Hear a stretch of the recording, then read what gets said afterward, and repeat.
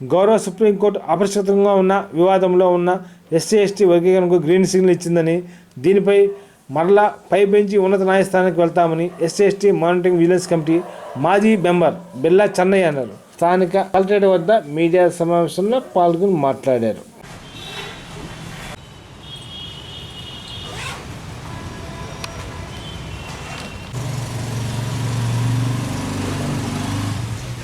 అందరికీ జేబీ. ఈరోజు గౌరవ సుప్రీంకోర్టు 7 బెంచెస్ ఎస్సీ వర్గీకరణ దాని మీద దాదాపు ఒక 30 years నుంచి దీని మీద మాకు అన్నదమ్ములకు ఉండే మాలామాదిగల మధ్య చిచ్చు పెట్టిన చంద్రబాబు నాయుడు గారు పథకం ప్రకారంగా బీజేపీ ప్రధానమంత్రి మోడీ గారు అధ్యక్షతలో జడ్జిస్ కూడా 341 ఆర్టికల్ అనే దాన్ని పక్కన పెట్టేసి, రాజ్యాంగాన్ని పక్కన పెట్టేసి రాష్ట్రాలకి అధికారం ఇస్తున్నామని చెప్పిన ఆలోచనతో ఇవాళ జడ్జిమెంట్ ఇవ్వడం అనేది కూడా మేము చాలా దాని మీద ఇంక పై కోర్టుకి వేయడానికి కూడా మేము సిద్ధమవుతున్నాం.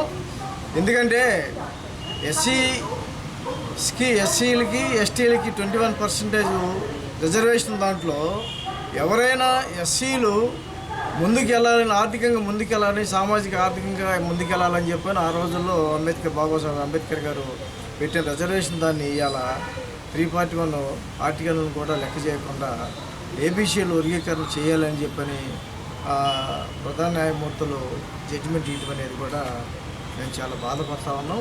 ఎందుకంటే అన్నదమ్ముళ్ళు, ఒక కుటుంబంలో అన్నదమ్ముళ్ళు చదువుకొని ఎవరికి ఎక్కువ మార్కులు వస్తే వాళ్ళకి ఉద్యోగం ఇవ్వాలనే ఆలోచనతో ఈ ఎస్సీలకి 15% రిజర్వేషన్ పెట్టడం, ఆర్థికంగా సామాజికంగా సమాజంలో డెవలప్ అవ్వడం కోసంగా ఇది పెడితే, దీన్ని కృష్ణమాదిగ గారు, చంద్రబాబు నాయుడు గారు, మోడీ గారు ఉద్దేశపూర్వకంగా వీళ్ళు రాజకీయంగా ముందుకెళ్తున్నారు, వీళ్ళని ఏ విధంగా దెబ్బకొట్టారో ఆలోచనతో మా మధ్య గొడవ తెచ్చి ఇవాళకి 30 సంవత్సరాల నుంచి మాకు మనస్పార్థలు తెచ్చిన చంద్రబాబు నాయుడు, మోడీ గారికి మేము తగ్గిన బుద్ధి చెప్తామని రాబోయే కాలంలో.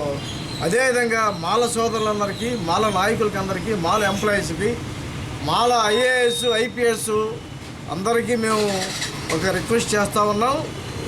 ఇకనైనా తెలుసుకొని దీని మీద రాబోయే కాలంలో ఫ్యూచర్లో మనకి చాలా ఇబ్బంది కలిగే పరిస్థితి ఉందని చెప్పని కూడా ఈరోజు వచ్చిన జడ్జిమెంట్ చూస్తే మేము సుప్రీంకోర్టు నుంచి జడ్జిమెంట్ కూడా తీసుకొచ్చి ఈరోజు తెలుగులో కూడా అనువాదించి అందరికీ తెలిసే విధంగా తెలుగులో కూడా నేను చేపించాను. దీని మీద చదివితే దాంట్లో జడ్జి గారు త్రివేది అని ఆమె ఒకటే పాయింట్ చెప్పినది, ఎస్సీలకి ఆర్థికంగా రాజకీయంగా ముందుకెళ్ళాలనే ఆలోచనతో ఆ రోజు 15% రిజర్వేషన్ పెడితే ఇది మంచి పని కాదు, 341 ఆర్టికల్ని ఓవర్లుక్ చేసినట్టు అని చెప్పని ఆమె కూడా జడ్జిమెంట్లో కూడా ఆమె జడ్జిమెంట్లో ఇవ్వటం జరిగినది. దాంట్లో ఆ జడ్జిస్లో 6 మంది వన్ సైడ్ చేయటం అనేది కూడా మేము చాలా బాధాకరంగా ఉన్నాం. ఆ రోజు సుప్రీంకోర్టులో కూడా మేము లాయర్ని పెట్టి వాదించినప్పుడు కూడా ఆ రోజు వాళ్ళకి 2 రోజులు టైం ఇచ్చారు. మా తరపున 20 నిమిషాలు మా లాయర్ చేత వాదించడానికి అవకాశం ఇచ్చారు. ఇది ఎక్కడ న్యాయం అని చెప్పని కూడా సుప్రీంకోర్టులో కూడా మాకు ఈ విధంగా అన్యాయం జరిగే పరిస్థితి.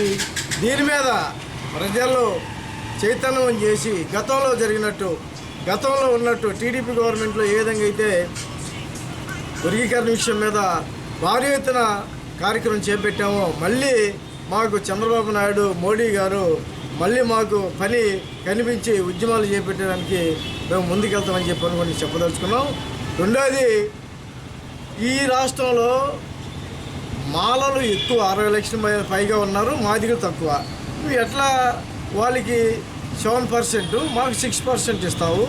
అదేవిధంగా ఏ కేటగిరీ 1 రెల్లి కులం వాళ్ళు లేరు ఇక్కడ. లాస్ట్లో అది కూడా రెల్లి కులమే. లాస్ట్లో అంటే ఏ వచ్చి 1, బి వచ్చేసి 7, సి వచ్చేసి 6 మాలకి, డి వచ్చేసి 1. ఈ 1 పోయి ఏకి వెళ్ళేసి A1, D1 ఈ 2 కలిసి సికి వెళ్తున్నాయి, బికి వెళ్తున్నాయి. సి వరకు మాలలు, బి వరకేమో మాదిగలు. వాళ్ళకి 9% ఇస్తున్నాయి. ఈ రాష్ట్రంలో మాలలు ఎక్కువ ఉంటే అంటే మేము చదువుకోవడానికి, మేము ఉద్యోగం చేయడానికి 6% ఇస్తావా? చంద్రబాబు నాయుడు గారికి మేము ఒకటే చెప్తున్నాం, మీరు చేయదలుచుకుంటే మాకు అన్యాయం చేయకుండా ఎంతమంది జనాభా ఉన్నారో రాష్ట్రంలో లెక్క తీయండి. ఎవరు ఎక్కువ ఉన్నారో ఎవరు తక్కువ ఉన్నారో వాళ్ళకి రేషియో ప్రకారంగా చేయండి.